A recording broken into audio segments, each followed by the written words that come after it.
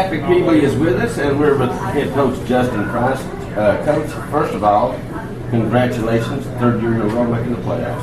Yeah, well, I appreciate it. We're really proud of kind of where we are as a program. Obviously, once the season's over, you can always reflect back and wish things could have went differently in certain instances, but at the same time, we're very proud of what we were able to accomplish, making the playoffs for the third straight year, finishing third place in the region, and just a lot of positives that we can take away from this season with the amount of players that we have coming back for next year. So it's definitely something we can build on. We're excited about hitting it hard. Right. Now, Patrick, you got any questions? Well, with the season being over, obviously it was a successful season. They actually went above what a lot of people expected because of you lose 3 All-State players in Jeffers, Torres, and Elkins. Now, obviously, there's going to be some expectations for next year. Right. Should you have a talent pool coming back, what's the off-season look like to get those guys ready? Well, I think number one is playing off their experience. I think when you get guys that have played on Friday nights and they understand kind of what it takes to play at a high level, I think it makes the off-season go a little bit more smooth because they kind of know what they're working for. They understand where they need to be to compete and win some of those games that they have gotten us last year. So, we'll continue to build on those things, the experience, and then also just the leadership ability. I think that the guys that we got coming back that are seniors that have played a lot, the way that they lead in the off-season is going to be very key as we move forward. And Coach, you just talked about the seniors coming back. Well, they will be seniors this year.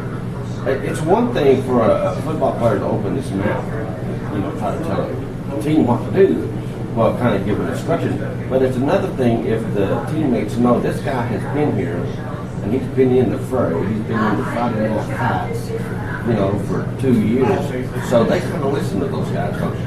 Yeah, I think you got to lead by example. Right. We got some guys that have done that in the past, and we got to make sure we get a few that do it this off season. Not just by, like you're saying, not by just what you say, but it's mainly your actions speak a lot louder. Yeah, and these young guys need to see Josh Lay and Landon Reese, Elijah Field, some of the Seth Roberts, these guys that have played a lot of football for us, just how they work and handle themselves every single day. Because it's a long time between now and August, but it also goes by very fast for our first game against Gibbs. But it's how they respond every single day and the expectations that they set not only for themselves but for their teammates is going to be key for us. We try to improve on what we've been able to do so far. And those younger players have to come up to those standards that the older players have set. Now, Coach, looking back on this year, what has really surprised you? Something, one part of your team has really excelled that you probably didn't expect to do as well as it did this year? Well, I think we've improved on our special teams in certain. We had some punt issues early on in the year, but I think our field goal team over the last several years has just improved tremendously. I think Gustavo was 29 out of 30 last year, and the only one he missed was blocked over at Grace, and then he also made 3 field goals out in the open field that we hadn't tried since 3 years. So I think we're very proud of that. And then also our running game. I felt like when Zach Rutherford went out, Josh Lay was our full-time quarterback.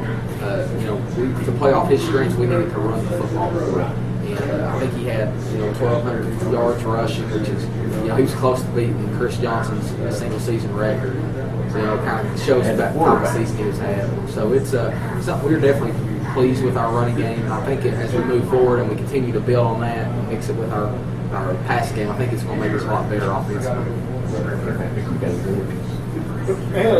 As the season progressed, you saw a team really come into their own. By the time you got to the playoffs, even though Ray County turned out to be a very tough team, made it along the way, what was the biggest thing that helped this team come together this year? Yeah, I think, when we started 0-2, lost a tough one to Gibbs, and then went over to Central and, got beat 28-0. And really the first time in a long time that we had been beaten like that. I think our kids, just kind of came together, and sometimes adversity, if you handle it the correct way, you can grow so much from that. And I think our team, as coaches and everybody included, just kind of came together and said, we've got to we've got to play the expectations we want. We got to put that chip back on our shoulder. We got to play with each other, and together. And that was something that we went on that 4-game winning streak, and a lot of it just comes from experience. And we kind of talked about that earlier. It wasn't that we were that young of a team. We had a lot of juniors playing, a few seniors, and a few sophomores, but we were so inexperienced. And after those first 2 games, I felt like from that point on, our kids played like they were ready for a Friday night experience. So, my hat's off to our team and our players, for our coaches, the way that we responded after that 0-2 start. To even last game here against Oak Ridge, playing for a home playoff game. We won the games that were the most meaningful for us and put ourselves in some good situations as the season went on. And Coach, we talked about that. It was after you lost your second game, it would been very easy for you guys to give up. But good teams, they handle adversity right out there. Yeah, and y'all learn how to handle success, which we've had over the last couple of years, and y'all learn how to handle adversity. A lot of times you handle them the same way. You always got to try to learn from it. You always got to stay humble either way. And really, you just got to, you can't worry so much about the result as much as the process. And you hear that so much, especially with Nick Saban's process that he likes so much. But I think that's so true, especially in high school, because there's so much things that you can't control, injuries, different plays, and things like that. But in the end, if you can control those things about how hard you work and the level of execution, you put yourself in a situation to win. Now, does it mean you win every game? Probably not. There's not many that do, but I think our kids got that as the season progressed. I'm just really proud of them. And now, Coach, switching gears, you've been selected as the offensive coordinator for the East All-Stars. Talk a little bit about that. It's a Toyota East and West All-Star game that they've had going on for about the past 7 or 8 years. It used to be the Kentucky-Tennessee All-Star game back in the 90s. Does this replace the Border Bowl? Well, no, the Border Bowl's still going on. It was about 10 years ago they used to have the Tennessee-Kentucky All-Star game, and then it switched to the in-state rival, East and West. And you see a lot of the premier players in this game, a lot of SEC guys, Division I talent, and so it's definitely something I'm looking forward to.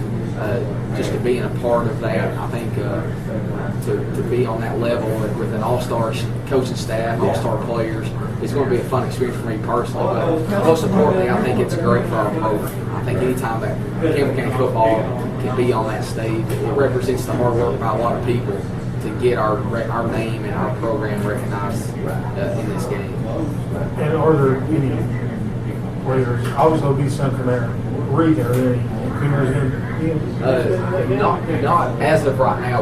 Austin Reams is a linebacker alternate. He's on the list, so a lot of it depends on injuries, and if somebody doesn't show up, he could definitely be getting a call.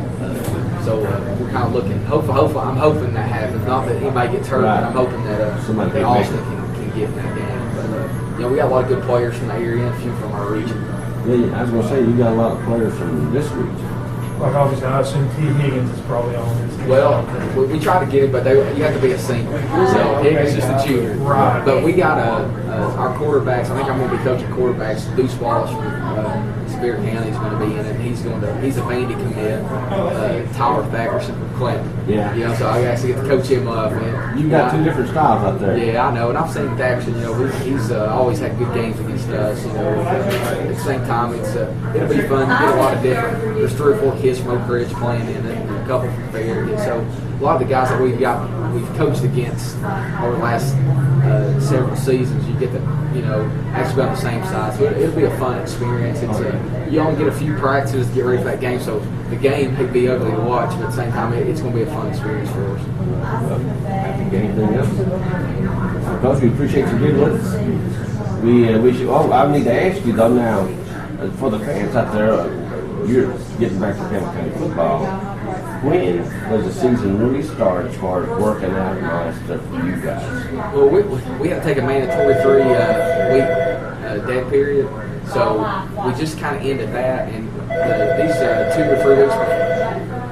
2 or 3 weeks before Christmas break, we're going to kind of go back to the basics and get our kids' baseline max outs and kind of go through our techniques in the weight room.